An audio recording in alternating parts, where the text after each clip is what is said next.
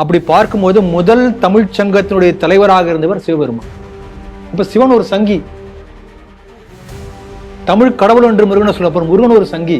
பார்வையுடைய அம்சமா இருக்கக்கூடிய மதுரை மீனாட்சி கோயில் கொண்ட தலம் மதுரை. ஆகவே அம்மா அப்பா மகன் இவர் 3 பேரும் குடிகொண்டு அருள் பாலிக்கூடிய இந்த இடத்துல இங்க நடத்தாம வேற எங்க முருகன் மாடம் நடத்துறது? It is not only relevant to Christianity. இதே போல நீங்க வேலூர்ல பாத்தீங்கன்னா அந்த கடை வீதியில ஒரு வீட்டை திடீர்னு மசூதியா மாத்திருக்காங்க. எல்லா எல்லாருமே இருக்கக்கூடிய ஒரு கடை வீதி, அங்க முஸ்லீம் ஒருத்தர் தான் இருக்கார், உடனே ஒரு மசூதியா மாற்றுகிறார். அப்ப இவங்க நோக்கம் அந்த இடத்துல வழிபாடு செய்ய வேண்டும் என்பதை விட, இந்த சட்டம் எப்போ வந்தது? யூபி அரசாங்கத்தால் கொண்டு வரப்பட்டது. கொண்டு வந்த உடனேயே இதிலிருந்து சிறுபான்மை கல்வி நிறுவனங்களுக்கு விலக்கு அளிக்க வேண்டும் என்று சொல்லி கோர்ட்ல வழக்கு தொடுக்கப்பட்டு விலக்கு அளிக்கப்பட்டு விட்டது. இப்ப என்னுடைய கேள்வி என்னன்னா, இதுவரைக்கும் 628 ஆண்டுகளாக இதே ரத யாத்திரை நடந்திருக்கிறது. 628 ஆண்டுகளாக போன வருஷம் வரைக்கும் இதே ஃபேர் நடந்திருக்கிறது. அப்பெல்லாம் ஏற்படாத கலவரம் இப்ப மட்டும் ஏன் ஏற்படுது? எப்படி ஏற்பட முடியும்? அந்த சதாம் ஹுசேன் கெமிக்கல் வெப்பன் பயன்படுத்தி, பயோ வெப்பன்ஸ் பயன்படுத்தி உலகத்தை அழிக்கப் போகிறார், உலகத்தை காப்பாற்றுவதற்காக அமெரிக்கா களத்தில் இறங்கி இருக்கிறதான்னு சொல்லி உள்ள போயிட்டு அந்த மாதிரி கெமிக்கல் வெப்பன் இல்லை, பயோ கெமிக்கல் வெப்பன் உண்மை இல்லை.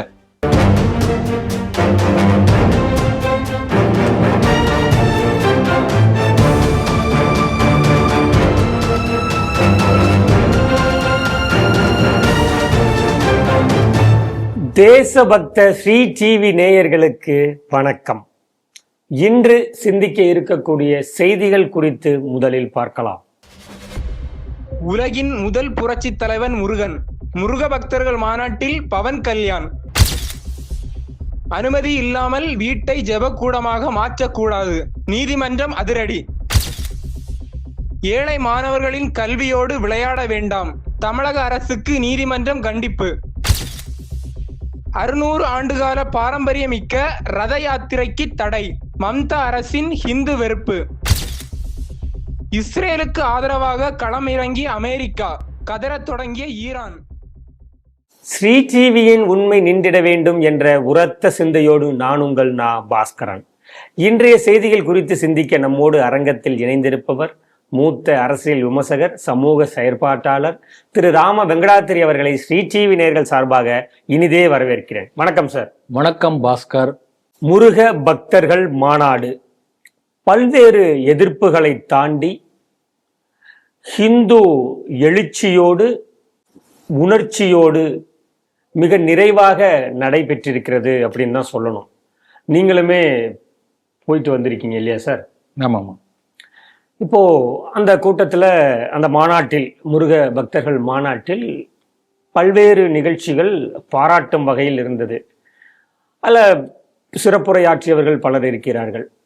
ஆந்திர துணை முதல்வர் பவன் கல்யாணுடைய பேச்சு வைரல் ஆகிட்டு இருக்கிறது. பல்வேறு விஷயங்களை அவர் சொல்லியிருந்தாரு. அதில் முதல் புரட்சி தலைவன் முருகன் தான் அப்படிங்கிற மாதிரி பேசியிருக்காரு. இந்த செய்தி எப்படி பார்க்குறீங்க? டாக் ஆஃப் த டவுன் என்று ஆங்கிலத்தில் ஒரு ஃப்ரேஸ் உண்டு. அதே போல டாக் ஆஃப் தமிழ்நாடு கடந்த ஒரு வார காலமாக இன்று வரை பார்த்தால் முருகபக்தர் மாநாடு. அந்த அளவுக்கு எல்லாருடைய கவனமும் அதன் மேல் குவிந்திருந்தது. யார் என்ன பேச போறாங்க, எப்படி கூட்டம் வருமா வராதா, அப்படி ஒரு பெரிய பரபரப்பை ஏற்படுத்தி இருக்கிறார்கள். கடந்த 2 தேர்தல்களில் பொதுவாக ராகுல் காந்தி பத்தி ஒன்று சொல்லுவாங்க. பிஜேபியுடைய ஸ்டார் கேம்பெயினர் ராகுல் காந்தி. அதே போல இந்த முருகன் மாநாட்டுக்கு அதிகமான முருக பக்தர்கள் வர வேண்டும் என்பதற்காக அதிகமாக உழைத்தது யார் என்று பார்த்தால் திரு சேகர் பாபு அவர்கள். அவருக்கு தான் கிரெடிட்டிலே சொல்லணும். நல்லா கூட்டத்தை கூட்டி வரக்கூடிய அளவுக்கு ஒரு எதிர்பார்ப்பை, ஆங்ஸைட்டி சொல்லுவாங்க, என்ன ஆகும் அந்த பரபரப்பை ஏற்படுத்தி கொடுத்திருக்கிறார். அதனால தேங்க்ஸ் டு சேகர் பாபு. நான் முதலாக ஒரு பெரிய ஹிந்து எழுச்சி மாநாடு என்று நான் பார்த்த 83 அந்த காலகட்டத்தில் மீனாட்சிபுரம் மத மாற்றத்துக்கு பிறகு தமிழ்நாடு முழுக்க பல இடங்களிலே ராமகோபாலன் ஐயா அவர்கள் மூலமாக எல்லா இந்து துறவிகள், ஹிந்து அமைப்புகள்லாம் ஒன்று சேர்ந்து ஹிந்து ஒற்றுமை மாநாடு என்ற பெயரில் ராமநாதபுரத்திலே, திருநெல்வேலி மாவட்டத்தில் பல இடங்கள்ல அந்த மாநாடு நடந்தது. பல இடங்களில் ஆயிரக்கணக்கான பேர் ஒன்று சேர்ந்தாங்க. இதை பெரிய பரபரப்பாக பேசப்பட்டது. ஒரு பெரிய ஹிந்து எழுச்சி வந்திருக்கிறது. ஆனால் எனக்கு தெரிந்த என்னுடைய அனுபவத்தை நான் பார்த்தவரை தமிழகத்திலே நான் பார்த்த மிகப்பெரிய ஹிந்து எழுச்சிக்கான கூட்டம் நேற்று நடந்த முருகன் மாநாடு தான். இந்த அளவுக்கு லட்சக்கணக்கான பேர் திரண்ட ஒரு காட்சியை நான் பார்த்ததும் இல்லை, கேள்விப்பட்டதும் இல்லை. இது எதோடு ஒப்பிடுவது? இப்ப அரசியல் மாநாடு, அரசியல் கட்சிகள்லாம் நடத்துறாங்க, அவர்கள் கூட இதை ஒப்பிட முடியுமா? அதை அடுத்து வருகிறேன், அதை சொல்ல நினைக்கிறேன். நீங்களே ஆரம்பிச்சு கொடுத்துட்டீங்க, நிச்சயம் சொல்ல போறேன். அதுல இவர் எல்லாரும் பேசின விஷயங்களும் நேரலையில் வந்திருக்கிறது, பல்வேறு யூடியூப் தளங்களில் வந்திருக்கிறது, தினமலர் பேப்பர்ல ஒன் ஃபுல் பேஜ் கவர் பண்ணியிருக்காங்க. ஒவ்வொருத்தர் பேசியது கட்டம் கட்டி அழகா போட்டிருக்காங்க, போய் படிக்கலாம், பார்க்கலாம். அதனால அந்த ஸ்பீச்சை நான் திருப்பி சொல்ல போறது இல்லை. என்னுடைய அப்சர்வேஷன் மட்டும் நான் சொல்ல நினைக்கிறேன், என்னுடைய பார்வை. அவர் ரொம்ப அழகா சொன்னார், நம்முடைய பவன் கல்யாண் தமிழ் எப்படி பேசுவார் யாரும் எதிர்பார்க்கவே இல்லை. பிள்ளை தமிழ் என்று அது ராஜேஷ் அவர்கள் அவர் சொல்லும்போதே அறிமுக உரையிலேயே சொன்னாரு.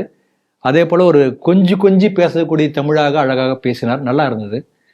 அவர் ரொம்ப அழகான ஒரு கருத்தை சொன்னார், ரொம்ப எனக்கு பிடிச்சிருந்தது. அதாவது இது ஒரு சங்கிகள் மாநாடு என்று சேகர் பாபு தொடர்ந்து சொல்லிக்கொண்டே இருக்கிறார். அப்படி பார்க்கும்போது முதல் தமிழ் சங்கத்தினுடைய தலைவராக இருந்தவர் சிவபெருமான். அப்ப சிவன் ஒரு சங்கி, தமிழ் கடவுள் என்று முருகனை சொல்லப்போம், முருகன் ஒரு சங்கி. பார்வையுடைய அம்சமா இருக்கக்கூடிய மதுரை மீனாட்சி கோயில் கொண்ட தலம் மதுரை. ஆகவே அம்மா அப்பா மகன் இவர் 3 பேரும் குடிகொண்டு அருள் பாலிக்கூடிய இந்த இடத்துல இங்க நடத்தாம வேற எங்க முருகன் மாநாடு நடத்துறது? இதோட வாட் இஸ் த ரெலவன்ஸ் என்று அழகா ஒரு கேள்வி கேட்டார், ரொம்ப அருமையா இருந்தது. அதே போல ஒரு அழகான ஒரு வார்த்தை சொன்னார், புரட்சி. இது கம்யூனிஸ்ட் பொதுவா சொல்லுவாங்க, இந்த வார்த்தைக்கு சொந்தக்காரர்களே கம்யூனிஸ்ட் தான் என்று சொல்லக்கூடிய அளவுக்கு அந்த வார்த்தையை அவங்க சொந்தம் கொண்டாடி இருக்காங்க. இன்றைக்கு நீங்க பாத்தீங்கன்னா பல தூய தமிழ் வார்த்தைகள், சம்ஸ்கிருத வார்த்தைகள், உதாரணத்துக்கு கர்த்தர் அப்படிங்கிற வார்த்தையை களவாண்டு கிறிஸ்துவர்களை போய் வச்சுக்கிட்டாங்க. அந்த மாதிரி பல வார்த்தைகள் இருக்கு. ரிப்பீட்டடா அந்த புரட்சி என்கிற வார்த்தையை கம்யூனிஸ்ட் தான் பயன்படுத்துவாங்க, ஒரு பெரிய ஒரு மாற்றம் என்பதற்காக. ஆனா பவன் கல்யாண் அவர்கள் சொல்லும்போது அழகா என்ன சொன்னார்னா, ஒரு பெரிய அநீதி நடக்குது, அநியாயம் நடக்குது, அந்த அநியாயத்தை தகர்த்து எரிந்து எல்லா மக்களுக்கும் சமமாக எல்லாம் கிடைப்பதற்காக ஒரு முயற்சி நடக்கிறது, அதுதான் புரட்சி. அப்படி பார்த்தோம் என்று சொன்னால் சூரபன்மன் அந்த வரலாற்றை நம்ம பார்க்கிறோம். அந்த சூரபன்மனை அகற்றி எல்லா மக்களுக்கும் எல்லாம் கிடைக்கக்கூடிய அந்த ஒரு ஆட்சி மாற்றத்தை ஏற்படுத்தி கொடுத்தவர் முருகன். ஆகிய முதல் புரட்சி தலைவர் முருகன். இப்படி முருகனை பார்க்கக்கூடிய ஒரு அருமையான ஒரு பார்வை நான் எங்கேயும் இதற்கு கேள்விப்பட்டதே இல்லை, உண்மையிலே அருமையான ஒரு பார்வை. ஆகவே முதல் புரட்சி தலைவன் முருகன், அழகா சொன்னார்.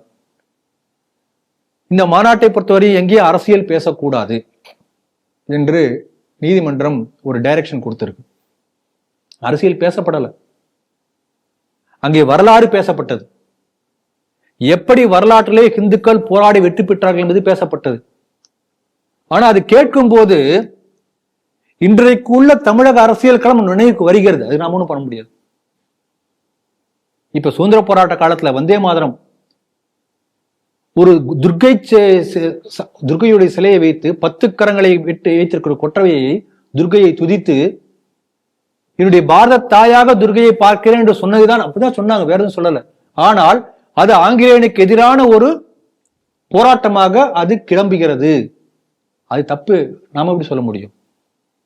விநாயகரை வழிபட்டார், ஊர்வலமும் மக்களை எல்லாம் சேர்ந்து விநாயகர் ஊர்வலம் நடத்தலாம் என்று திலகர் சொல்றார். ஆனால் அது வெள்ளையனுக்கு எதிரான போராட்டமாக மாறுகிறது. ஆனால் நடத்தப்பட்ட விநாயகர் வழிபாடுதான், நடத்தப்பட்டது துர்க்கை வழிபாடுதான். அதே போல முருகனை வழிபட்டு அங்க அரசியல் பேசப்படல. சூரபன்மன் என்னென்ன கொடுமைகள் செய்தான் அது சொன்னாங்க, அதை எப்படி முருகன் அகற்றினான் அது சொன்னாங்க. அது அரசியல் பேசப்படலை, எப்படி அரசியலாக்க முடியும்? ஆனால் இன்றைய அரசியல் களத்துக்கு இட் வாஸ் ரெலவென்ட். அப்ப நான் என்ன புரிஞ்சுக்கிட்டேன்னா, இன்றைக்கு நடக்கக்கூடிய ஆட்சி எப்படிப்பட்ட ஆட்சி என்பதை என் கண்ணால் அது காட்டக்கூடியதா இருந்தது. நேரடியாக யாரும் சொல்லல, எல்லாருக்கும் அந்த உணர்வு வந்திருக்கும்.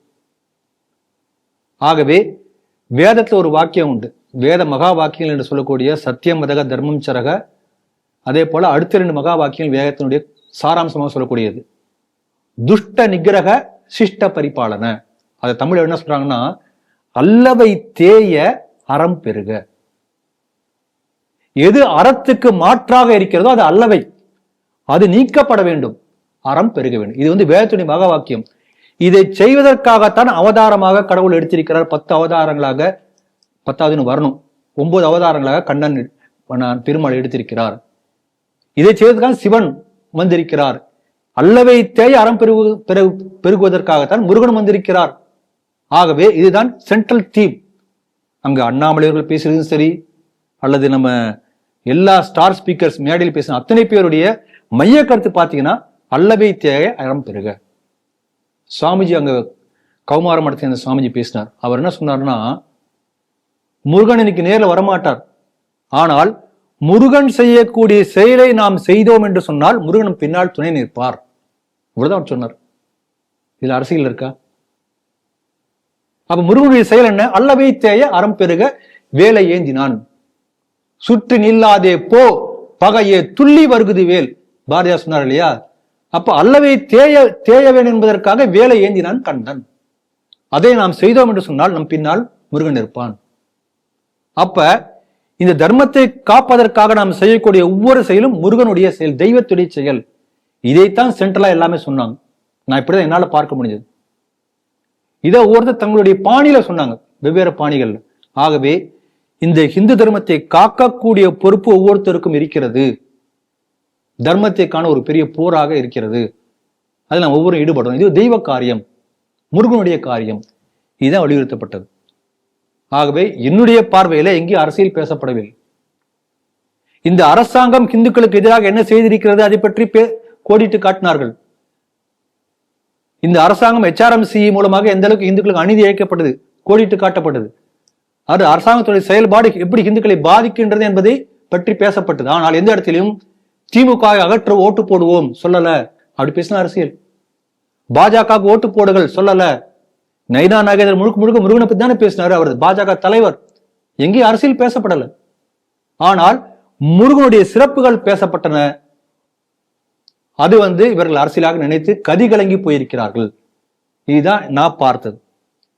இதுல நான் சுருக்கமா சொல்லக்கூடிய ஒரே ஒரு விஷயம் என்ன, நான் நேர்ல போனதை பார்த்தப்பன்னா கிட்டத்தட்ட 5 லட்சம் பேர் வந்திருந்ததாக சொல்றாங்க. 1 லட்சம் நாற்காலிகள் போட்டு அது முழுக்க நிரம்பி இருக்கிறது. அந்த கிரவுண்ட்ல முழுக்க இன்னும் மற்ற காலி இடங்கள்ல தார்பாலில் விரிச்சிருந்தாங்க, அதுவும் முழுக்க நிரம்பி இருக்கிறது. அந்த மைதானத்துக்கு வரக்கூடிய வழிகள் முழுக்க நிரம்பி இருக்கிறது. ரோடு முழுக்க மக்கள் வெள்ளம். அது தவிர சில கிலோமீட்டர் தூரத்துக்கு பஸ்ல என்ட்ரி ஆக முடியாம மீட்டிங் முடியக்கூடிய வரைக்கும் கூட பல மக்கள் அப்படியே வாகனங்கள் இருந்தபடியே இருக்காங்க. அப்ப நிச்சயமாக 5 லட்சத்தை தொட்டு இருக்கும். தமிழகத்திலே இந்த அளவுக்கு ஒரு பெரிய ஹிந்து எழுச்சி வந்திருக்கிறது. இது முதல் வெற்றி. 2வது, நீங்க பாருங்க, சமீபத்துல சேலத்துல திமுக கட்சி சார்பத்துல நடந்தது என்ன மாநாடு, அந்த சேரெல்லாம் நீங்க பார்த்திருப்பீங்க, போட்டோல பார்த்தோம், இது பண்ணும். ஆகவே காசுக்காக டாஸ்மாக் சரக்கெல்லாம் கொடுத்து கூட்டி வரப்பட்ட கூட்டமாக இருந்தால் கூட இவ்வளவு கூட்டம் கூட்ட முடியவில்லை எந்த கட்சியாலும் தமிழகத்துல. ஆனால் தானாக வந்த கூட்டம் இப்படி வந்திருக்கிறது. அங்க இவ்வளவு பெரிய கிரௌடு. மைதானத்துல எங்கேயுமே காக்கி சட்டை பார்க்க முடியவில்லை, காவி துண்டு மட்டும் தான் பார்க்க முடிந்தது. பாதுகாப்பு காவல்துறை கொடுக்கல. உள்ள கிரவுண்டுக்குள்ள யாரும் வரல, ஒருத்தர் கூட இல்லை. எல்லா இடங்களிலுமே இந்து முன்னணி தொண்டர்கள் காவி துண்டை போட்டபடி அவங்க தான் எல்லா கிரௌடு மேனேஜ்மெண்ட் முழுக்க அவங்க தான் செஞ்சாங்க. ஒரு இடத்த கூட பார்க்க முடியும். வேண்டும் நினைச்சிருப்பாங்கன்னு நினைக்கிறேன். இந்த மாதிரி ஒரு பெரிய கிரௌடு வரும்போது இவங்களை அடிச்சுக்குவாங்க. வழக்கமா அவங்க பாக்குறாங்க இல்லையா, மற்ற கட்சி கூட்டங்கள்ல ஒரு 50,000 பேர் சேர்ந்தாச்சுன்னா ஒருத்தன் அடிச்சு பிடிக்கிட்டு சண்டை போடுவாங்க. நாம இதுக்கு போயிட்டு ஒரு கெட்ட பேர் ஏற்படுத்தலாம் நினைச்சிருப்பாங்கன்னு நினைக்கிறேன். இல்ல, அரசு சார்பில் சொல்லப்பட்டது பெங்களூரு கிரிக்கெட் ஸ்டேடியத்தில் நடந்த அந்த ஸ்டாம்பேட் மாதிரி நடந்துடக்கூடாது என்பதற்காகத்தான் அனுமதி வழங்கல அப்படின்னு அப்படி சொன்னாங்க. அப்படி நடக்காதா என்று சில பேர் ஏங்கியதாகவும் நமக்கு தெரிகிறது. நான் பெயர் சொல்ல விரும்பல. ஏதாவது அசம்பாவிதம் நடந்துவிடக்கூடாது என்று நாம் பதபதைக்கிறோம். ஆனால் எந்த விதமான ஒரு ஃபுல்லி வெல் ஆர்கனைஸ்டு, மிக மிக திட்டமிடப்பட்ட நிகழ்ச்சி, எல்லா நிகழ்ச்சியும் சரியாக திட்டமிடப்பட்டு ஒவ்வொருத்தரும் எப்படி பேசணும், எல்லாம் சென்ட்ரல ஒவ்வொருத்தரும் ஒரு message. Everything is coined around the central theme. ரொம்ப அழகா பெர்ஃபெக்டா இருந்தது. ரொம்ப நல்லா நடக்கணுங்கிறதுக்காகவே பலர் விரதம் இருந்திருக்காங்க. ஆமா, அந்த டெடிகேஷன் நம்ம பார்க்க முடிஞ்சது. அது ஒன்று. ஆகவே ஒரு மிகப்பெரிய ஒரு ஹிந்து எழுச்சி தமிழகத்தில் ஏற்பட்டிருக்கிறது. ஒரு பெரிய திருப்பு முனையை இது ஏற்படுத்தும் என்பதில் எந்த சந்தேகமும் இல்லை. அது தெளிவா நான் சொல்ல முடியும். இன்னொன்னு என்னன்னா, இது எந்த அளவுக்கு டிசிப்ளின்டு கிரௌட் என்பதற்காக நான் சொல்றேன்னா, நிகழ்ச்சி ஆரம்பித்த உடனே மேகம் சூழ்ந்தது. அடுத்து ஒரு 2 மணி நேரத்தில் மழை தூர ஆரம்பித்து விட்டது. அந்த நிகழ்ச்சியில தொகுப்புரை வழங்கிய ராஜேஷ், இந்து முன்னணியுடைய மாநில அமைப்பாளர், அவர் சொன்னாரு, மழை வந்தாலும் நம்ம இளைஞனுடைய ஆசி, இது முருகனுடைய ஆசீர்வாதம், மழை வந்தால் நம்ம என்ன பண்ணலான்னு யாரும் கலைந்து போக வேண்டாம், சேர் எடுத்து நம்ம தலைக்கு வைத்துக் கொள்ளலாம். ஆனால் யாரும் இப்படி வைக்கல. மழை கிட்டத்தட்ட எனக்கு தெரிஞ்ச ஒரு 1/2 மணி நேரத்துக்கு மழை தூறிக்கொண்டே இருந்தது. மழையில் நனைந்தபடி அத்தனை பேர் யாரும் கலைந்து போகல. அப்ப இவர்கள் கொள்கைக்காக வந்த கூட்டம், யாரும் அழைத்து வரப்பட்ட கூட்டம் அல்ல. அதுக்காக சொல்றேன். இதே சமீபத்தில் நடந்த விசிகா மாநாடு ஒரு கம்பேரிசனுக்காக சொல்றேன். அப்பா இரும்புக்கு மேல எடுத்துட்டு போகாதீங்கப்பா, எல்லாம் எடுத்துட்டு போறாங்க. வீடியோ காட்சி நம்ம பார்த்தோம். அப்ப அங்கே வந்த கூட்டம் திருடர் கூட்டம், இங்கே வந்தது முருகர் கூட்டம். வித்தியாசம் பாருங்க. அவர் ஒரு சின்ன வேண்டுகோள் விடுக்கிறாரு. நிகழ்ச்சி முடிஞ்ச உடனேயே ஒவ்வொருத்தரும் 10 சேர் அடுக்கி வச்சுட்டு அங்க இந்த காலி வாட்டர் பாட்டில் தான் எடுத்து ஒவ்வொரு பிளாக்கா பிரிச்சாங்க. ஒரு கட்டம் அங்க டஸ்ட்பின்ல போய் போட்டு, அதே போல எல்லாம் செஞ்சாங்க. நிகழ்ச்சி முடிஞ்ச அடுத்த 5-6 நிமிஷத்துல பாத்தீங்கன்னு சொன்னோம்னா அந்த இடம் மைதானம் முழுக்க தூய்மையா இருக்கு. அப்ப எந்த அளவுக்கு ஒரு கட்டுக்கோப்பான ஒரு கூட்டத்தை கூட்ட முடியும். இதுதான் அவங்களுக்கு பயம். கமிட்டட் கிரவுட், அழைத்து வரப்பட்ட வேடிக்கை பார்க்க அந்த கூட்டம் அல்ல. அப்ப இந்த கமிட்டட் கிரவுடு இதே போல அரசியல் இதனுடைய பிரதிபலிப்பை காண்பித்தால் என்ன ஆகும் என்கின்ற பயம் வயிற்றில் இவர்களுக்கு புளியை கரைக்க ஆரம்பித்திருக்கிறது. இதுதான் நான் பார்த்தது. அதனால இதுல முக்கியமா 6 தீர்மானம் போட்டிருக்காங்க. 2 தீர்மானம் முக்கியமா நான் ஹைலைட் பண்ண நினைக்கிறேன். ஒன்று, அங்க 5 லட்சம் பேரும் சேர்ந்து கந்த சஷ்டி கவசம் பாடினார்கள். அதே போல அதே நேரத்துல பல இடங்கள்ல இந்துமணி அமைப்பு மூலமாக தொடர்பில் உள்ள மற்ற நாடுகள்ல, மலேசியால, சிங்கப்பூர்ல, அமெரிக்கால, ஆஸ்திரேலியால, இப்படி பல இடங்கள்ல, நம்ம நாட்டின் பல பகுதியில், டெல்லியில, மற்ற இடங்கள்ல ஆன்லைன்ல இது ஆரம்பித்த உடனேயே கூட பாட சொல்லும்படி பல ஆயிரக்கணக்கான பேருக்கு ஏற்கனவே வேண்டுகோள் அனுப்பி இருக்கிறார்கள். ஆகவே இது ஒரு கின்னஸ் சாதனை படைக்கப்பட்ட உலகத்தில் அதிகமான மக்கள் பாடிய கந்த சஷ்டி கவசம். அப்ப சேர்ந்து கூட்டு பிரார்த்தனை செய்யும்போது அதுக்கு ஒரு பெரிய வலிமை, அதை நம்ம ஃபீல் பண்ண முடியுது. அந்த வைப்ரேஷன் புரிஞ்சது எனக்கு. இந்த மீடியாக்காரங்களாம் கந்த சஷ்டி ஆரம்பிச்சோன்னு எல்லாம் கடை மேடைக்கு ஓடுறாங்க. ஏன்னா தலைவர்கள்லாம் கந்த சஷ்டி கவசம் சொல்றாங்கன்னு பாக்குறதுக்காக. அது ஃபுல்லா ரெக்கார்ட் பண்ணாங்க. எல்லா தலைவர்களும் சொன்னாங்க. அது ஒரு பெரிய வெற்றி. ஒவ்வொரு மாதமும் ஷஷ்டி வரக்கூடிய நாள் அன்று நாம் ஒவ்வொருத்தரும் கந்த சஷ்டி கவசம் பாட வேண்டும் என்று ஒரு தீர்மானம் நிறைவேற்றி இருக்கிறார்கள். ஆகவே என்னுடைய வேண்டுகோள், இதை நாம் ஒவ்வொருத்தரும் செய்ய வேண்டும். தினசரி கந்த சஷ்டி கவசம் சொல்லக்கூடிய பல பேர் இருக்காங்க. நாம் ஒவ்வொரு இந்துவும் மாதத்தில் சஷ்டி வரக்கூடிய நாள் அன்று மட்டுமாவது அவர்கள் சொன்னது போல கந்த சஷ்டியை பாடும். அது நமக்கு நல்லது, நம்முடைய இந்து தர்மத்துக்கும் நல்லது என்று சொல்ல நினைக்கிறேன். அதே போல தீபம் ஏற்றப்பட வேண்டும். திருப்பரங்குன்றத்திலே முதல் படை வீடு, அதே போல கடைசி படை வீடியும் அங்கதான் இருக்கு, மதுரையில தான் இருக்கு. அந்த முதல் படை வீட்டிலே கடந்த 35 ஆண்டுகளாக மலை உச்சியிலே தீபத்தூண்ல கார்த்திகை தீபத்தன்று தீபம் ஏற்ற முடியாத சூழ்நிலை இருக்கின்றது. காரணம், அங்கே இருக்கக்கூடிய ஒரு தர்கா. இந்துக்களுடைய வழிபாட்டு உரிமை மறுக்கப்படுகிறது. ஆகவே அப்படிப்பட்ட ஒரு தீர்மானம் நிறைவேற்றி இருக்கிறார்கள். இன்னும் மற்ற 6 தீர்மானங்கள், இந்த 2 தீர்மானம் மிக முக்கியமா நான் பார்க்கிறேன். இல்ல சுருக்கமா நான் கடைசியா என்ன நான் சொல்ல நினைக்கிறேன்னா, பல தடைகளை மீறி முருக பக்தர் மாநாடு நடந்தது என்று எல்லா பேப்பர்லயும் வந்தது, டிவி நியூஸ்ல வந்தது. நான் எப்படி இதை பார்க்கிறேன்னா, தடை கற்கள் என்பது இந்து சமுதாயத்துக்கு ஒரு பொருட்டாக நான் பார்க்கல. ஏன்னா இந்த உலகத்துல கிறிஸ்துவம் இருக்கலாம், கிறிஸ்துவம் இருக்க, it's a state sponsored religion. ஒரு அரசாங்கத்தின் உதவியோடு அந்த பக்கபலத்தை நடக்கூடிய ஒரு அமைப்பு தான் கிறிஸ்துவம். அதே தான் இஸ்லாத்துக்கு பொருந்தும், அதே தான் புத்திஸ்டுக்கு பொருந்தும். இன்னும் சொல்லப்போனா உலகத்துல முதலாக ஸ்டேட் ஸ்பான்சர்டு ரிலிஜன் எதுனா புத்திசம் தான். அதே போல ஜெயினிசம் ஒரு அரசாங்கத்தின், அதனுடைய கவர்மெண்டுடைய மிஷினரி, அதன் மூலமாக நிலைநிறுத்தப்பட்ட மதங்கள் இவையெல்லாம். ஆனால் அரசாங்கத்தினுடைய ஆட்சி, அதிகாரம், இராணுவம், பணபலம் இத்தனையும் மீறி தாக்கு பிடித்திருக்கக்கூடிய ஒரே மதம் என்று சொன்னால் இந்து மதம் தான். முகலாயர் ஆட்சி, வெள்ளக்கார ஆட்சி, அதுக்கு முன்னால் சுல்தான்கள் ஆட்சி, எத்தனை பேருடைய போராட்டம், எல்லாம் government invaded to approve Hinduism. ஆனா யாரும் ஒன்றும் பண்ண முடியல. அதாவது இந்து மதத்தை அசைத்து பார்த்தார்கள் ஒழிய they are not able to uproot the Hinduism. ஆகவே ஹிந்து மதம் என்றைக்கும் அரசாங்கத்தை நம்பி இருந்ததில்லை, அரசாங்கத்தை சார்ந்து இருந்ததில்லை. ஏனென்றால் இது தோன்றியதே அரசாங்கம் வேறு, ஹிந்து மதம் வேறு, நம்முடைய வாழ்க்கை முறையே வேறு. அப்படிதான் நம்ம இருந்திருக்கிறோம். ஆகவே இந்த தர்மம் என்றைக்கும் ஜெயிக்கும் நம்பிக்கை கொண்ட நம்ம இந்து தர்மம் நமக்கு அப்படி நம்பிக்கை இருக்கிறது.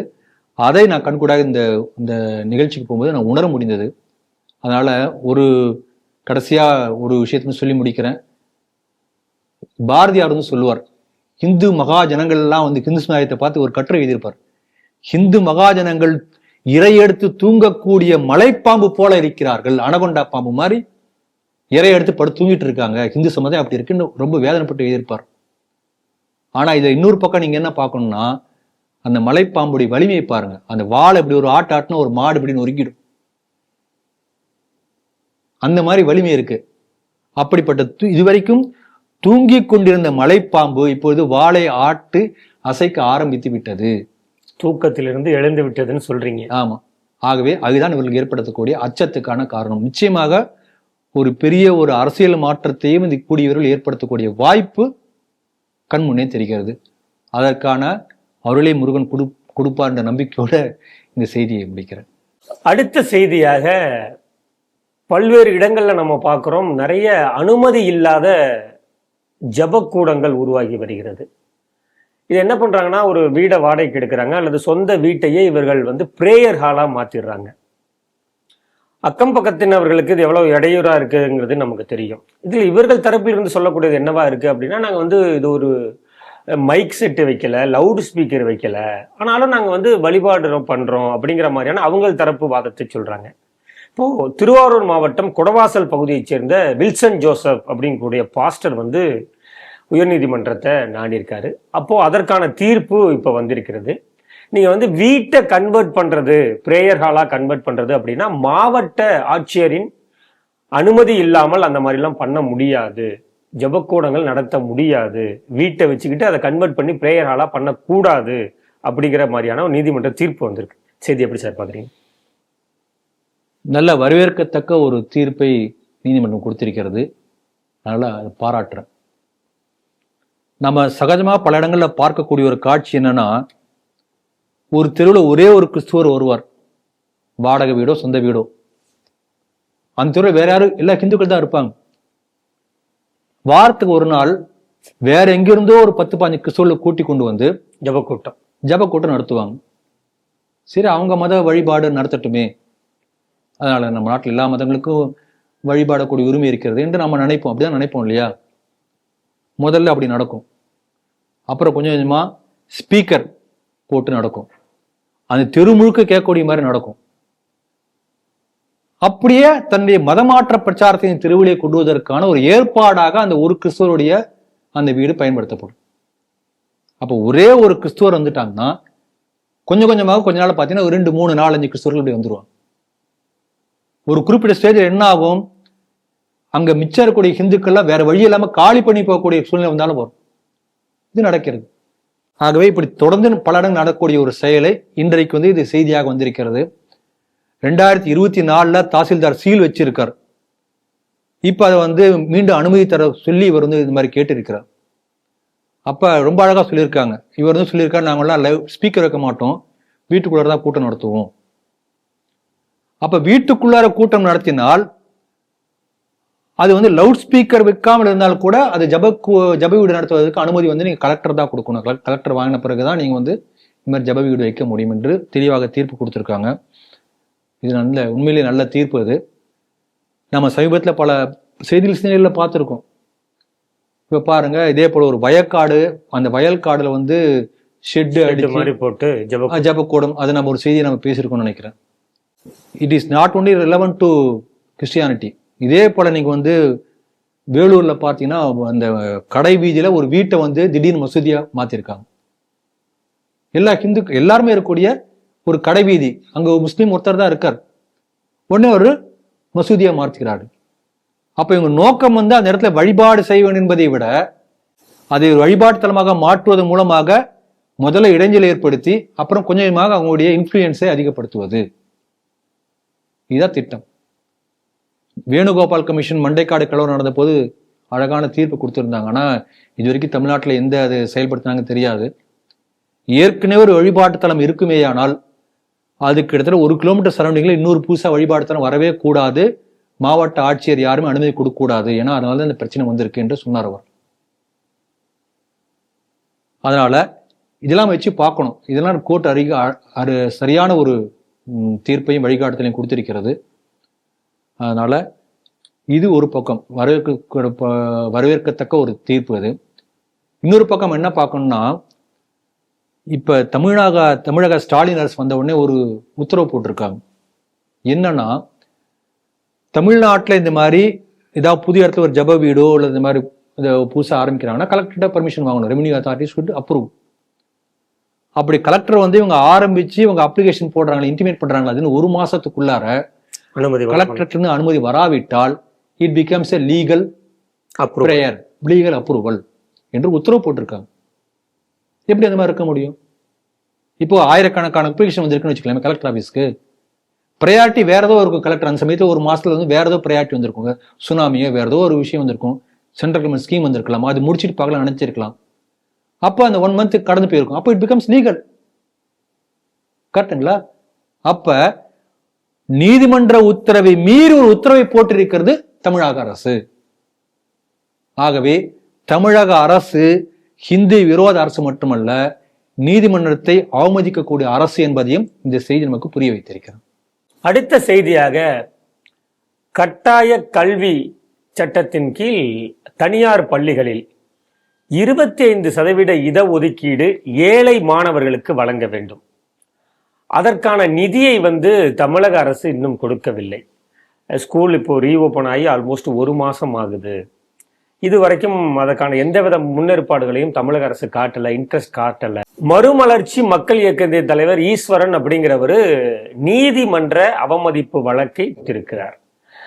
நீதிமன்றம் இப்போ ஒரு டைரக்ஷன் கொடுத்திருக்காங்க. மத்திய அரசு நிதி கொடுக்கல அப்படிங்கக்கூடிய காரணத்தை சொல்லாம நீங்களே இதற்கான நிதியை ஏற்பாடு செய்து மாணவர்கள் கல்வி கற்கிறத அதுல விளையாட காட்டாதீங்க அப்படிங்கிற மாதிரியான ஒரு டைரக்ஷன் கொடுத்திருக்காங்க. செய்தி எப்படி பாக்குறீங்க? ஒரு பக்கம் திமுக அரசு மார்த்தட்டி கொள்கிறது. என்னன்னா, இந்தியாவிலேயே மிக பொருளாதார பலம் மிக்க அதிகமான வெளிநாட்டு முதலீடுகளை ஈர்க்கக்கூடிய ஒரு மாநிலமாக தமிழ்நாடு சொல்றாங்களே இல்லையா? அதிகமான ஜிஎஸ்டி வரி வசூல் தரக்கூடிய மாநிலம் தமிழ்நாடு. இந்தியாவிலேயே வளமைமிக்க மாநிலம் தமிழ்நாடு, இப்படிலாம் சொல்றாங்க இல்லையா? அப்படி வளமைமிக்க மாநிலமாக நீங்க இருக்கும்போது ஏழை மாணவர்கள் படிப்புக்காக மத்திய அரசையை சார்ந்திருக்கு நீங்க கொடுத்துருப்பாங்களேன். இந்த கேள்வி கரெக்டா? எனக்கு நீங்க சொல்லுங்க, எனக்கு தெரியல. அது கரெக்ட்னா இப்படி ஏன் நினைக்கக்கூடாது? அப்ப உண்மையிலே ஏழை மாணவர்கள் படிப்புல உங்களுக்கு அக்கறை இல்லையா? இது என்னுடைய முதல் கேள்வி இந்த செய்தியை பார்த்த உடனே.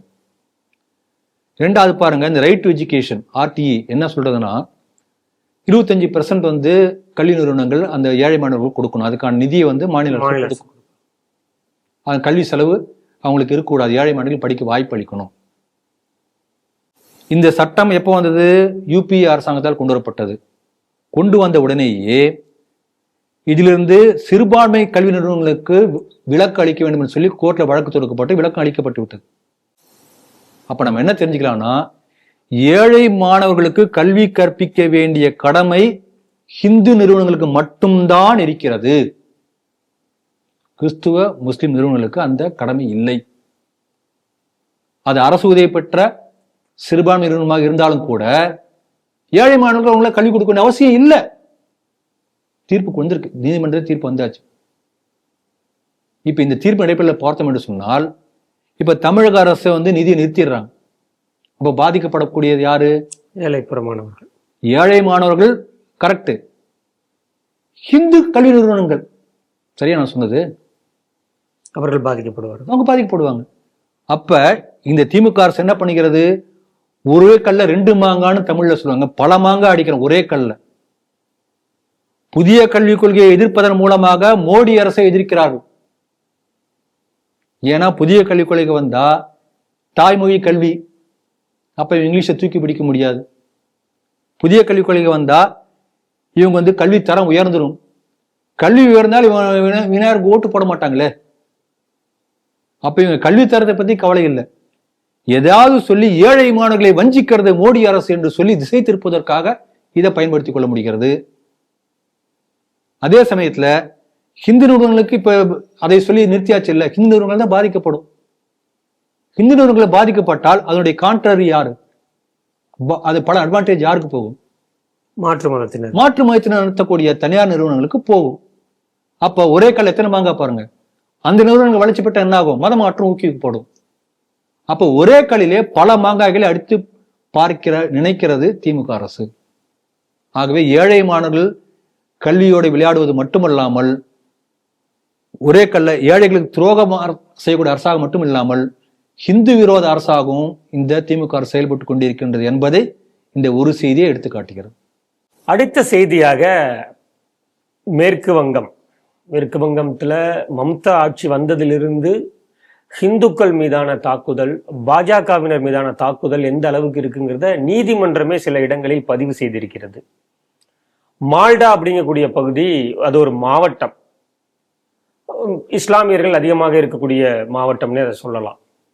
அங்க ஒரு 700 வருடமாக தொடர்ந்து பாரம்பரியமாக ரத யாத்ரா ஒன்று காலமாக அங்க ஃபாலோ பண்ணிட்டு வராங்க, அதை செஞ்சுக்கிட்டு இருக்காங்க. இப்பொழுது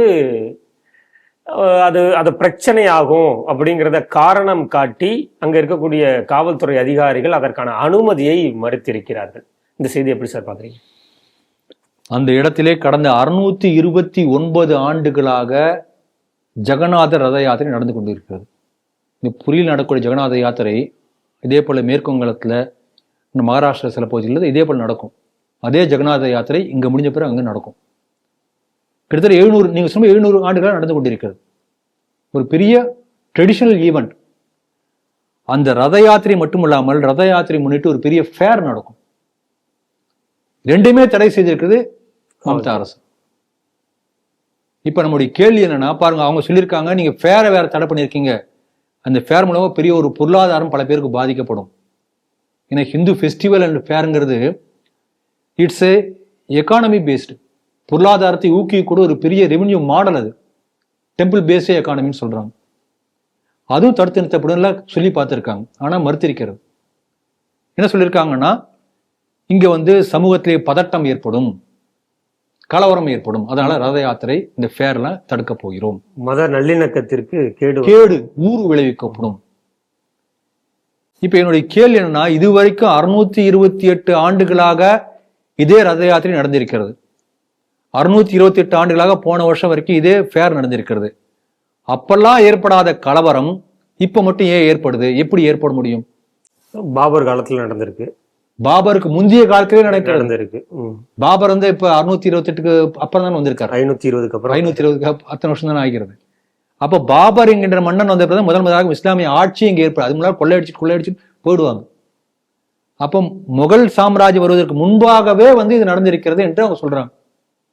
அந்த ஈவெண்ட் நீங்க எப்படி தடுக்கலாம்? ஆகவே ஹிந்து விரோத அரசாக, ஹிந்துக்களை வெறுக்கக்கூடிய அரசாக இந்த மம்தாவுடைய அரசு இருக்கிறது குற்றம் சாட்டியிருக்கிறார். எனக்கு ஒரு டவுட் தெரியாது. இப்போ கிரிப்டோ கிறிஸ்டியன் அப்படின்னு சொல்றாங்க இல்லையா, அதாவது கிறிஸ்தவர்களாக இருக்க மாட்டாங்க, வெளியில உள்ளுக்குள்ள கிறிஸ்தவங்களா இருப்பாங்க. வெளியில ஒரு ஹிந்து பேரை தாங்கி அரசியல் காரணங்களுக்காக ஏதோ காரணங்களுக்காக அப்படி பல பேரை சொல்றாங்க. தமிழ்நாட்டிலே சில அரசியல் தலைவர்கள் இப்படி சொல்றாங்க, நமக்கு தெரியாது, எப்பயா ஒரு காலத்து தெரிய வரும்.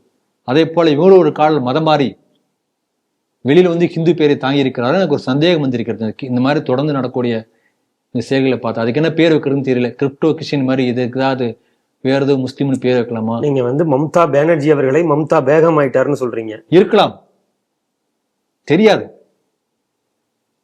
ஆகவே இப்படி அல்லது ஹிந்துவாகவே இருந்து கோடாலி காம்பா இருக்கிறார், அதுவும் தெரியல. அதனால கலவரத்தை போலீஸே தூண்டி கொண்டிருக்கிறது.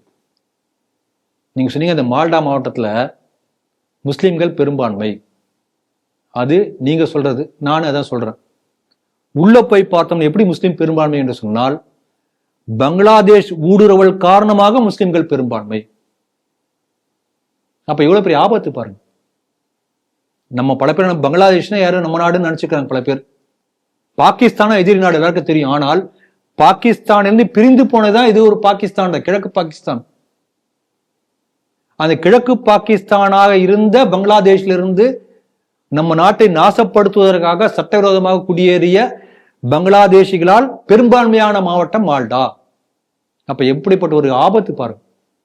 நம்ம நாட்டுல அதிகமான கள்ள நோட்டுகள் அடிக்கப்படுவது, கவுண்டர்ஃபீட் காயின்ஸ் என்று சொல்வார்கள், அது கடத்தப்படுவது, தங்கம், இந்த மாதிரி சட்டவிரோத ஆயுதம், இதெல்லாம் நடக்கூடிய மாவட்டம் மால்டா. அப்போ ஒரு டோபோகிராஃபி சேஞ்ச் வரும்போது எப்படிப்பட்ட பாதிப்பு வருது பாருங்க. ஜெகநாதர் யாத்திரை தடுக்கப்படுவது ஒரு பக்கம், நாட்டுக்கே ஒரு ஆபத்து, ஊறு ஏற்படுகிறது. இது நம்ம கவனிக்கணும். இதே போல தமிழ்நாட்டில் பாருங்க, மண்டைக்காடு போன செய்தியை பத்தி பேசணும். மண்டைக்காடுல கலவரம் நடந்தது. மண்டைக்காடுல ஒவ்வொரு முறையும் என்ன ஆகும்னா, அந்த மண்டைக்காடு பகவதி அம்மனுக்கு அந்த கடற்கரையில போய் பெண்களை ஈர உடையோடு பொங்கல் வைப்பார்கள், குளித்து விட்டு பொங்கல் வைப்பார்கள். காலகாலமாக நடக்கக்கூடிய ஒரு நிகழ்ச்சி. ஆனா என்ன ஆச்சு, மண்டைக்காடு கலவரம் எப்படி வந்தது? சர்ச்சில் மணி அடிக்கிறாங்க. நம்ம நினைப்போம், சர்ச்சில் மணி அடிச்சா பிரேயருக்கு போறாங்க. மணி எடுத்த உடனே அந்த கிறிஸ்துவ கூட்டம் ஓடி போய் குளித்து கொண்டிருந்த பெண்களுடைய ஈரமான அந்த உடையை உருவி நிர்வாணப்படுத்தி மானபங்கப்படுத்தினார்கள். காவலுக்கு இருந்த காவல்துறை அதிகாரிகள் பயந்து போய் பதறி போய் அந்த தாய்மார்களை மானத்தை காப்பாத்துறதுக்கு தன்னுடைய சட்டையை கழட்டி வீசி காப்பாத்தினாங்க. அந்த காவல்துறை மீது தாக்கினார்கள் இந்த கிறிஸ்துவர்கள். தற்காப்புக்காக சுட்ட போது செத்து போயிட்டோம். இதுதான் மண்டைக்காடு கலவரமே. இந்த டெட் பாடி வச்சு ஊர் முழுக்க ஊழல் நடத்தி பெரிய கலவரம். ஏன் நடந்தது? அந்த இடத்திலே ஹிந்துக்கள் சிறுபான்மையாக மாறும்போது ஹிந்துக்களுக்கு வழிபடக்கூடிய உரிமை மறுக்கப்படுகிறது. அது மண்டைக்காடாக இருந்தாலும் சரி, மால்டாவாக இருந்தாலும் சரி, எல்லா இடத்துலயும் அப்படிதான்.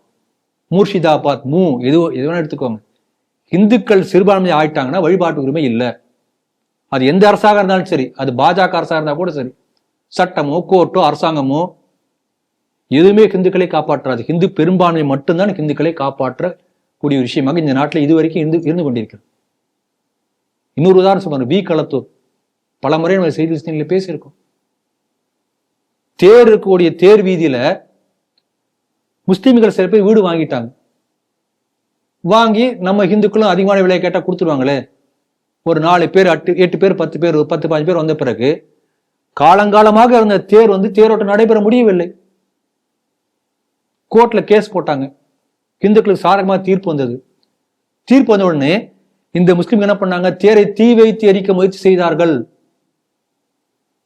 பல ஆண்டுகளாக தேரோட்டம் நடைபெற்ற வீதியில சில முஸ்லிம்கள் அந்த வீதியில இடத்தை வாங்கின உடனேயே, இன்னும் பெரும்பான்மை கூட வரல, பெரும்பான்மை கொஞ்சம் கம்மி, இப்ப வந்திருப்பாங்களோன்னு தெரியாது, ஹிந்துக்கள் சிறுபான்மையாக தொடங்கிய உடனேயே தேரோட்டம் நடைபெற முடியவில்லை. நாடு முழுக்க நடந்து கொண்டிருக்கிறது. ஆகவே இந்த பிரயாக்ராஜில் ஒரு சன்னியாசி ஒரு சொன்னார், அந்த கூற்றை நான் 100% ஆமோதிக்கிறேன். என்ன சொன்னார்னா, பாப்புலேஷன் ஜிகாத் நடந்து கொண்டிருக்கிறது. ஜனத்தொகை பெருக்கத்தின் மூலமாகவே மீண்டும் இந்த நாட்டை உடைப்பதற்காக அல்லது இந்த நாட்டை முஸ்லீம் பெரும்பான்மையாக மாற்றுவதற்காக பெரிய முயற்சி நடந்து கொண்டே இருக்கிறது. ஒவ்வொரு 10 ஆண்டுகளுக்கு பார்த்தா அந்த பாப்புலேஷன் பாம் மாதிரி நமக்கு தெரியும். சென்சஸ் அப்பதான் எடுப்பாங்க. இப்ப என்ன நமக்கு பொசிஷன் தெரியாது. இதை முறியடிக்க வேண்டும் என்று சொன்னால் ஒவ்வொரு ஹிந்துக்களும் 3 குழந்தைகளை பெற்றுக் கொள்ளுங்கள். ஒரு குழந்தை வீட்டுக்கு, ஒரு குழந்தை இராணுவத்துக்கு, ஒரு குழந்தை ஏதோ ஒரு ஹிந்து அமைப்புக்கு 3 நேரமா அனுப்புங்க என்று அவர் சொன்னார். இது எவ்வளவு ஒரு முக்கியமான ஒரு ஸ்டேட்மெண்ட் நான் இப்பதான் நினைச்சு பார்க்கிறேன். ஹிந்துக்கள் நம்ம நாட்டின் எந்த பகுதியிலும் நம்முடைய பெரும்பான்மை இழக்க விடக்கூடாது. அதற்கான எல்லா முயற்சிகளையும் ஹிந்துக்கள் செய்தே தீர வேண்டும். இது காலத்தின் கட்டாயம். இன்றைய நிறைவு செய்தியாக, சில வருடங்களாகவே உலகம் அமைதியின்றி இருப்பதாகவே பெரும்பான்மையான மக்கள் உணர்றாங்க. இது ஏதோ ஒரு காலத்துல எங்கேயோ ஒரு சிரியா பிரச்சனை நடந்துட்டு இருக்கு, இஸ்ரேல்ல பிரச்சனை நடந்துட்டு இருக்கு, ஈரான்ல பிரச்சனை நடந்துட்டு இருக்கு, இந்தியா பாகிஸ்தான்ல பிரச்சனை, 3ஆம் உலக போர் கண்டிப்பாக வந்துரும் அப்படிங்கிற மாதிரி தான் எல்லாரும் சொல்லிக்கிட்டு இருக்காங்க. சமீபத்துல இந்தியா பாகிஸ்தானோட அந்த பிரச்சனைகள் கூட அது ஒரு 30-35 நிமிஷத்துல அந்த பிரச்சனை முடிஞ்சிருச்சு. உலக நாடுகள்லாம் வியந்து அதை பார்த்தாங்க. ரஷ்யாவுக்கும் உக்ரைனுக்குமான பிரச்சனை தொடங்கி 3 ஆண்டுகளுக்கு மேல இன்னும் தொடர்ந்து அது போய்கிட்டே இருக்கு. இப்போ இஸ்ரேல் ஈரானுக்கான பிரச்சனையும் அப்படிதான் விஸ்வரூபம் எடுத்திருக்கிறது. இப்போ இஸ்ரேலுக்கு ஆதரவாக அமெரிக்காவுமே களத்தில் குதித்திருக்கிறது. இது எங்க போய் முடிய போகிறது? இதன் விளைவுகள் என்னவாக இருக்க போகிறது? நீங்கள் சொன்னது போல ஒரு பெரிய உலகப் போராக மாறுமா என்பதை காலம்தான் பதில் சொல்லும். ஆனால் நிச்சயமாக நம்ம இதை எப்படி பார்க்கணும்னா, இது இஸ்ரேலுக்கு ஈரானுக்கும் அமெரிக்கா குண்டு இப்படிதான் எல்லாம் இப்படிதான் நம்ம பெரிஃபரல் அப்படி இப்ப பாக்குறோம். நம்ம கொஞ்சம் ஆழ்ந்து கூர்ந்து பார்த்தோம்னா இது வேற மாதிரி காட்சி தெரியும் நமக்கு. இப்ப என்ன பண்ணிருக்காங்க, அமெரிக்கா வந்து அதனுடைய அணு ஆயுத கிடங்குகள் ஒரு மலைக்கு கீழே அடியில பங்கர்ஸ் மாதிரி அங்க அடி வச்சிருக்காங்க. அது ஹாமர் 300 அடி 200 அடி உள்ள அப்படியே குடஞ்சி போய் அந்த இடத்த வெடிச்சு சிதறக்கூடிய உலகத்திலே அந்த மாதிரி ஒரு ஆயுதம் வந்து அமெரிக்காட்டு மட்டும்தான் இருக்கு என்று சொல்லி அதை நிரூபித்து காட்டியிருக்கிறது. ஆகவே ஈரானுடைய அணு ஆயுதம் ஏவுவதற்கான திறனை நாங்கள் முற்றுமாக அழித்து விட்டோம். இனிமேல் அணு ஆயுதத்தை அவங்க பண்ணவும் முடியாது. அதாவது அணு ஆயுதத்தை they cannot carry out. பல ஆண்டுகள் ஆகும். இப்படி அமெரிக்கா தலைவரே அறிவிச்சிட்டார். பொதுவா ராணுவ அதிகாரி தான் அறிவிக்கணுதெல்லாம் இவரே முன்னாலே அறிவிச்சிட்டார். சரி, ஏத்துக்கோ. இந்த அமெரிக்கா அந்த குண்டு வீசுவதற்கு முன்பு வரை இஸ்ரேல் என்ன சொன்னது, என்ன சொன்னாங்க, Iran has the atomic nuclear capability இருக்கு, அதனால உலகத்துக்கு அச்சுறுத்தல், அங்க பயங்கரவாதிகள் இருக்காங்க, அவங்க கைக்கு போன என்ன ஆகுது, ஆகவே இந்த ஆட்சியை மாற்ற வேண்டும், அதனால அந்த கெப்பாசிட்டியை அழிக்க வரை நாங்கள் போர் தொடரும். இப்ப அமெரிக்கா என்ன சொல்லிட்டா, அந்த அட்டாமிக் கெப்பாசிட்டியை நாங்கள் சீர்குலைச்சாச்சு. அப்ப இஸ்ரேல் போர் தொடரக்கூடாது தானே? இந்த கேள்வி கரெக்டா தப்பா சொன்னீங்களே சொல்லி. இஸ்ரேலுடைய கோபம் அதிகமாயிருக்கும், இனிமேல் தான் போர் தொடங்கும் அப்படின்னு எங்க பார்வை இருக்காமா? இல்ல அது சொன்னது இஸ்ரேலுக்கு சொன்னது நடந்தாச்சு இல்லையா? இது நீங்க எப்படி பார்க்கலாம், இப்ப பாருங்க, இதுக்கு முன்னாடி ஈரானுக்கு மேல உள்ள ஈராக்ல அமெரிக்கா பூந்து அப்படியே ஃபுல்லா துவம்சம் பண்ணி சதாம் ஹுசேனை பிடிச்சு அவர் ஏதோ ஒரு இடத்துல போய் மங்கல் ஒழிஞ்சார். அவர் தான் சதாம் ஹுசேனா DNA டெஸ்ட் எல்லாம் பண்ணி அவர் தூக்கி போட்டு ஆட்சி மாற்றத்தை ஏற்படுத்தியது. அப்புறம் என்ன சொன்னாங்கன்னா, அந்த சதாம் ஹுசேன் கெமிக்கல் வெப்பன் பயன்படுத்தி, பயோ வெப்பன்ஸ் பயன்படுத்தி உலகத்தை அழிக்கப் போகிறார், உலகத்தை காப்பாற்றுவதற்காக அமெரிக்கா களத்தில் இறங்கி இருக்கிறதான்னு சொல்லி உள்ள போயிட்டு, அந்த மாதிரி கெமிக்கல் வெப்பனும் இல்லை, பயோ கெமிக்கல் வெப்பனும் உண்மை இல்லை. என்ன நடந்தது? ஆட்சி மாற்றம் நடந்தது. அமெரிக்கா சொல்லக்கூடிய, அமெரிக்காவுக்கு தலையாட்டக்கூடிய ஒரு ஆட்சி மாற்றம் ஏற்பட்டது. அப்ப அதை வெளியில சொல்லுவாங்களா? அது சொல்ல மாட்டாங்க. ஏதோ ஒன்று காரணம் சொல்லி உள்ள போய் பிடிக்கணும். அப்ப அமெரிக்கா என்ன நினைக்கிறது, ஈரானிலும் இதே போல அமெரிக்கா விரும்பக்கூடிய ஒரு கவர்மெண்ட் அங்க இருக்கணும். It should be week government. மன்மோகன் சிங் ஆட்சி காலம் இருந்தவரை இந்தியாவும் அப்படிதான் இருந்தது. அமெரிக்காவை தலையாட்டக்கூடிய ஒரு கவர்மெண்ட் தான் உங்களுக்கு வேண்டும். ஆக உலகத்துக்கு கட்ட பஞ்சாயத்து செய்யக்கூடிய தலைமை பீடத்துல எப்பயும் அமெரிக்கா இருக்கணும். இதுதான் அவங்களுடைய நோக்கம். இது ஒரு பக்கம். இன்னொரு பக்கம் பாருங்க, இஸ்ரேல் என்ன நினைக்கிறதோ அதை அமெரிக்கா செய்கிறது. இஸ்ரேல் என்ன நினைச்சாலும் அமெரிக்கா செய்யுது. அது தப்பா சரியாங்கிறத அறுத்து பார்க்கலாம். அமெரிக்கால மோஸ்ட் இன்ஃப்ளூயன்ஷியல் கம்யூனிட்டி ஜூஸ். அதற்கு அடுத்ததாக செகண்ட் மோஸ்ட் இன்ஃப்ளூயன்ஷியல் கம்யூனிட்டினா இந்தியன்ஸ். சமீபத்தில் ஒரு நண்பர் அமெரிக்காவில் இருக்கக்கூடிய ஒரு விளம்பரத்தை எனக்கு பகிர்ந்தார் வாட்ஸ்அப்ல. என்ன போட்டிருக்கான, ஒரு ஆஸ்பத்திரியில we have Indian surgeons ஆட். எங்க ஆஸ்பத்திரிக்கு வாங்க, இந்தியன் சர்ஜன்ஸ் நாங்க இத்தனை பேர், 35 பேர் இருக்காங்க. அப்ப இன்னொரு ஆஸ்பத்திரி அதே பேர் போட்டி போட்டுக்கோங்க, எங்க ஹாஸ்பிட்டல் 40 பேர் இருக்காங்க, எங்க ஹாஸ்பிட்டல் 50 பேர் இருக்காங்க, இந்தியன் சர்ஜன்ஸ் இருக்காங்க. அப்ப எந்த அளவுக்கு பெருமிதம் கொள்ளக்கூடிய அளவுக்கு அங்க நம்ம நாட்டு டாக்டர்கள் பணிபுரிந்து கொண்டிருக்கிறார்கள். இந்தியன் சார்ட்டர்ட் அக்கௌண்டன்ட்ஸ் அந்த பைனான்சியல் கம்பெனி வந்து பெருமையா நினைக்கிறாங்க. Space scientist, software engineers. அப்ப இந்த அளவுக்கு அங்க என்ன சொல்றது, இன்ஃப்ளூயன்ஷியல் பொசிஷன்ல பல பேர், சிஇஓ எத்தனை பேர் இருக்காங்க நமக்கு தெரிஞ்சு, சுந்தர் பிச்சை, சத்யாநாத் எல்லாம் 2-3 பேர் நம்ம சொல்றோம். ஆனா கிட்டத்தட்ட ஃபார்ச்சூன் 500 கம்பெனிஸ் சொல்லக்கூடிய பல கம்பெனிகள்ல ஃபர்ஸ்ட் ரேங்கோ அல்லது செகண்ட் ரேங்கோ, மோஸ்ட் முக்கியமான மேனேஜர் ரோல்ல, எக்ஸிகியூட்டிவ் ரோல்ல இந்தியன்ஸ் இருக்காங்க. அந்த அளவுக்கு இருந்தாலும் கூட இப்ப பாருங்க, எந்த ஆட்சி அதிகாரம் மாறினாலும் juice they are able to manipulate their agenda in US. எந்த அடுத்து வேற ஆட்சி வரட்டும், அப்ப இதே போல அவங்க செய்ய முடியும். ஆனால் எந்த ஆட்சி வந்தாலும் இந்துக்கள் ஒன்றுமே செய்ய முடியல. நாம் போறோம், நம்ம வேலையை பார்க்கிறோம், வந்துடும். we are not influencing the American government. இது வரைக்கும் அப்படிதான் இருக்கும். இந்த சமயத்தில் நான் கம்பேர் பண்ணி கோடிட்டு காட்ட விரும்புறேன். இன்னொன்னு பாருங்க, இந்த போர் ஆரம்பிச்சாச்சு. இப்ப என்ன ஆகும்னா, அந்த பெர்ஷியன் கல்ஃப் அந்த கல்ஃப் வழியா போகக்கூடிய போக்குவரத்து தடைப்படும் என்று சொல்கிறார்கள். ஈரான் கச்சா எண்ணெய் போகக்கூடிய கச்சா கிட்டத்தட்ட ஒரு 20% of the crude is supposed to leave through that area, if I am right. அப்போ ஒரு 20% crude அங்கிருந்து வருது தடைபடுமையானா என்ன ஆகும்னா crude oil price ரைஸ் ஆகும். டிமாண்ட் இப்போ நீங்க பாத்தீங்கன்னா அந்த ரீஜன் இருக்குல்ல, சவுதி அரேபியா, இந்த ரீஜன் முழுக்கவே most of the crude exporting companies are American companies. Saudi Arabia பார்த்தா மேக்சிமம் அவங்க தான் இருப்பாங்க. அப்ப crude oil பிரைஸ் ரைஸ் ஆனால் அந்த அட்வான்டேஜ் யாருக்கு போகும்? அமெரிக்க கம்பெனிஸ் போகும். அப்ப இந்த ஈரான் யுத்தத்துக்கான செலவு பண்ணப்பட்ட தொகை அமெரிக்க கம்பெனிகள் லாபம் மூலமாக ஈடு செய்யப்பட்டுவிடும். அமெரிக்காவுக்கு எந்த no loss no gain, maybe gain கூட அதிகமாக இருந்தாலும் வரலாம். அமெரிக்கா பொறுத்தவரைக்கும் no, it is not bothered. பாருங்க, இப்ப பாதிக்கப்படக்கூடிய யாரு? மற்ற oil importing community, oil importing countries like India. அப்ப எந்த வகையில அமெரிக்கா பாதிக்கப்படல. நம்ம நினைச்சிருப்போம், ஓ இவ்வளவு செலவாச்சு உனக்கு, வேற வகையில் வரும், அது யாரும் யோசிச்சு பார்க்க மாட்டோம். இன்னொரு பக்கம் பாத்தீங்கன்னா, எங்கெல்லாம் இஸ்லாமிய மத அடிப்படைவாதம் இருக்கிறதோ அந்த மத அடிப்படைவாதத்தை தூண்டிவிட்டு அதை பகடைக்காயாக அவர்களை பயன்படுத்தி கொண்டு தனக்கு தேவையான வேலை செஞ்சுட்டு போயிட்டே இருக்கும் அமெரிக்கா. இப்ப ஆப்கானிஸ்தான்ல ரஷ்யா உள்ள வரும் என்று சொல்லி தலிபானை வளர்த்து விட்டாங்க. வளர்த்து விட்டது யாரு? யுஎஸ். அப்ப முஸ்லிம் அடிப்படைவாதத்தை ஊதி விசிறி வளர்த்தி விட்டுட்டு தனக்கு தேவையான வரைக்கும் வச்சுட்டு அப்புறம் எல்லா டக்குன்னு ஒரு ஆள் கிளம்பி போயிட்டாங்க. அந்த எல்லா பிளைட்டு, ஃபைட்டர் ஜெட் எல்லாத்தையும் அங்கேயே போட்டு கிளம்பியாச்சு. பாத்தீங்கல்ல, விளையாடிட்டு இருக்காங்க, என்ன பண்ண தெரியல. அது சுலபமா செய்வாங்க.